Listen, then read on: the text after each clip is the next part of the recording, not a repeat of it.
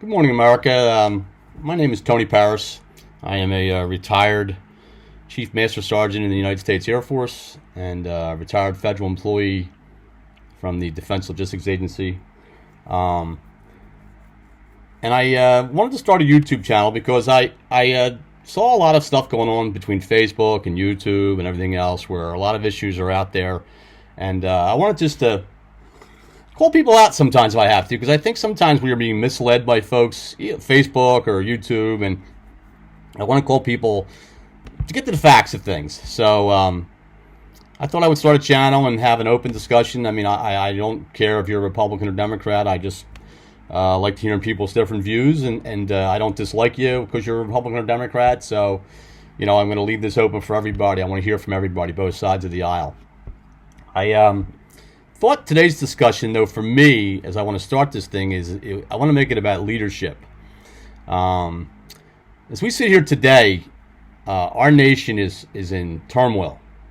I mean, we're sitting through a pandemic, economic distress that's just unbelievable, and civil distress all across the country. And I thought a good topic for today, for anything, for what's going on, is leadership. And in our case, the lack of it. As a retired Chief Master Sergeant in the Air Force Reserves, I always tried to lead.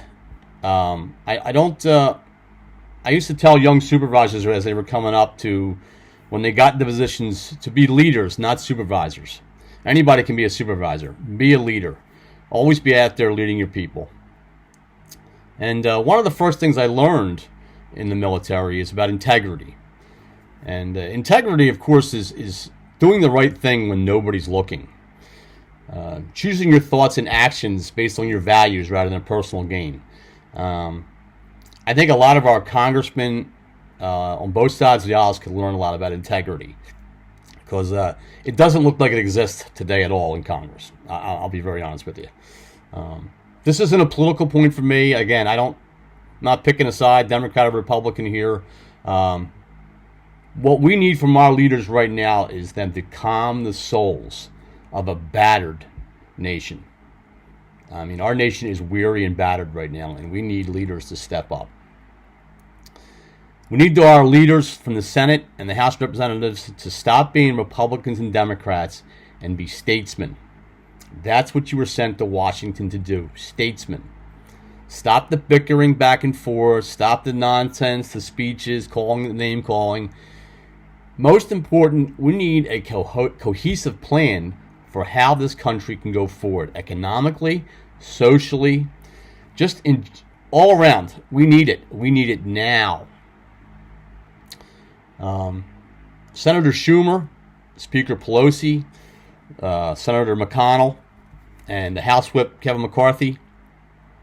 It's really time for you folks to sit down in a room together and come together and give our nation a roadmap.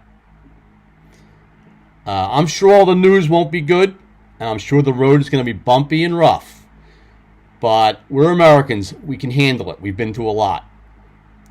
It's time for you and the president to sit down and unite and come together to fix this nation that our founding fathers fought so hard to establish. As far as the president goes, to keep with transparency, I'll be honest, I did not vote for you. I did not vote for Senator Clinton either, though. I wrote in my vote. I didn't like either one of you. I thought you'd both be a horrible president. But my biggest fear with you, President Trump, was this moment in time. Every president has a moment in their presidency, when their first term, second term, whatever, where they have to be presidential. They have to stand up and lead. And as best I can tell, you do not do that.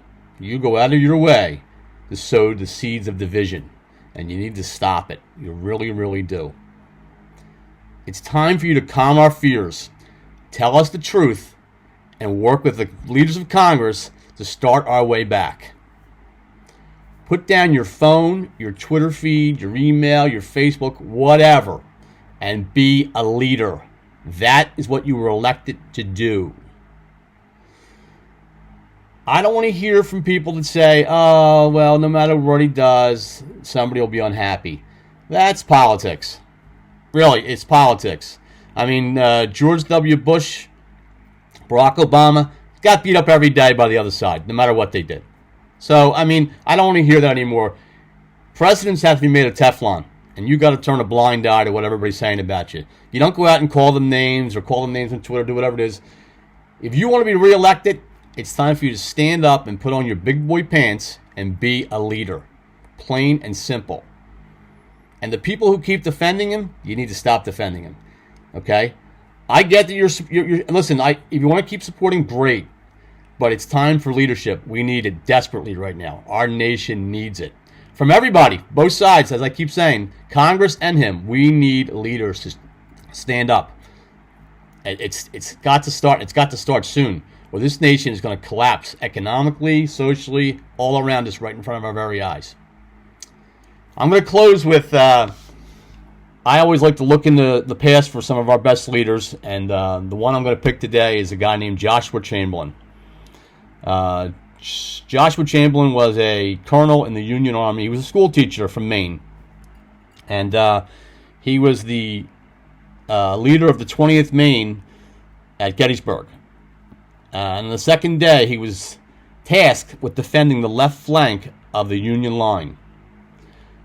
And that day, he guarded a place called the Little Round Top. And he took relentless attacks all day from the 14th Alabama. 6, 7 attacks, just relentlessly coming at his guys. And by the end of the day, his folks were just about out of ammunition. And he knew he still had to hold that flank, because if they got behind him, they could get behind the Union line.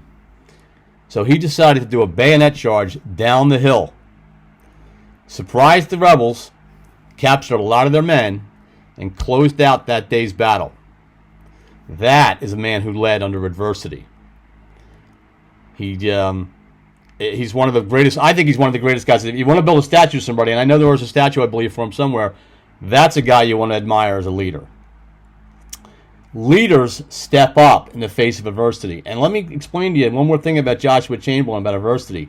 If the rebels do get behind him and get behind the Union line, that could change the whole battle of Gettysburg. And not just the whole battle, but the course of the war. It could have won an entirely different way. That's how important this guy is in history. So if you want to look up to a hero in adversity, Colonel Joshua Chamberlain is a guy to look up to. Again, as I close, it's time, folks. It's time for you folks in Congress and the President to stand up and be leaders. This nation sorely, sorely needs it. Please, it's time. Do your job. Be statesmen, and let's get this nation turned around.